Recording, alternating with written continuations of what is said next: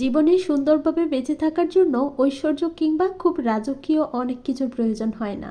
প্রয়োজন নিজের সামর্থ্যের উপর সন্তুষ্ট থাকা, অন্য কারোর সাথে তুলনা না করে জীবনকে উপভোগ করার সুন্দর এবং সুস্থ মন মানসিকতা।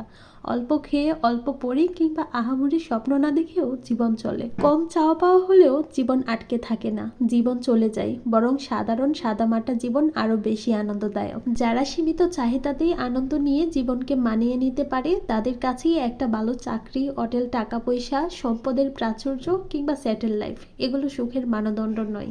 চাইলে পান্তাপাতি ও ঢেকুর তুলে তৃপ্তি সহকারে খাওয়া যায়। কোনোরকম একটা ঘরে প্রিয় মানুষগুলোকে সাথে নিয়ে একটা জীবন কাটিয়ে দেওয়া যায় অনায়াসেই। আসসালামু আলাইকুম ভিউয়ার্স, কেমন আছেন সবাই? আলহামদুলিল্লাহ, আমরাও ভালো আছি। প্রতিদিনের মতো সারাদিনের একটি ব্লগ শেয়ার করব, আশা করছি পুরো ভিডিওটির সাথেই থাকবেন। গরমকালে যেভাবে আমরা গরমটাকে উপভোগ করতাম, শীতটাকেও ঠিক সেমভাবেই উপভোগ করছি। সকালবেলা উঠেছি নাস্তা বানানোর জন্য, নাস্তা বানিয়ে শেষ করছি। ফ্রিজ থেকে ইলিশ মাছ বের করে রেখেছি।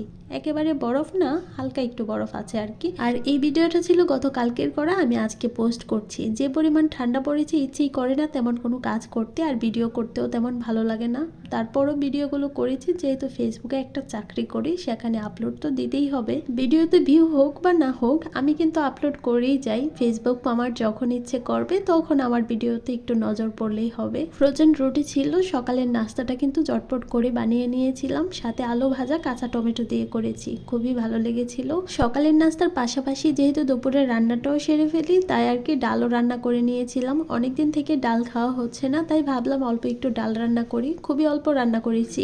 আর তার ফাঁকে ইলিশ মাছটা কেটে নিয়েছিলাম আর কি, 5 পিস করেছি। আর লেজের সাইজটা একটু বড় করেই রেখেছি ভর্তা করার জন্য।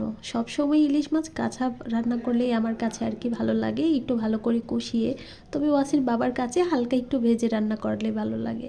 আর তার যেটা পছন্দ আমারও সেটাই আর কি, তাই একটু ভেজে নিয়েছিলাম। এখানে মশলা কষিয়ে একটা টমেটোও দিয়েছি। যখন কষানো হয়ে গেছে, তখন আগে থেকে ভেজে রাখা মাছ দিয়ে একসাথে ঝোলের পানি দিয়ে বসিয়ে দিয়েছি। রান্না করে নিয়েছিলাম তরকারি হওয়ার আগ পর্যন্ত। তবে আজকে ধনিয়া পাতা দেওয়া হয়নি, বাসায় শেষ হয়ে গেছে। আর বেশি করে ধনিয়া পাতা আনলে না, নষ্ট হয়ে যায়। আমারও খেয়াল ছিল না ওয়াসির বাবাকে বলতে যে বাসায় ধনিয়া পাতা শেষ হয়ে গেছে। সে তার ইচ্ছে মতো নিয়ে আসে, আমার কখনো বাজারের কথা তেমন বলতে হয় না।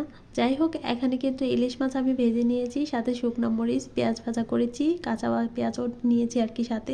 আর যে কোনো ভর্তাতেই কাঁচা পেঁয়াজ দিলে খুবই ভালো লাগে। ইলিশ মাছের লেজ থেকে খুব ভালোভাবে আমি কাঁটাগুলো আলাদা করে নিয়েছি। শুকনো মরিচের সাথে কাঁচা পেঁয়াজ আর ভাজা পেঁয়াজটাকে খুব ভালোভাবে মিক্সড করে তারপর আমি ভর্তাটা করেছিলাম। আর এখান থেকে একটু মরিচ ভর্তা আলাদা করে রেখে দিয়েছি। খেতে যে কি ভীষণ মজা হয়েছিল। ভিডিওটি এখানেই শেষ করছি। কেমন হয়েছে কমেন্ট করে জানাবেন। আল্লাহ হাফেজ সবাইকে।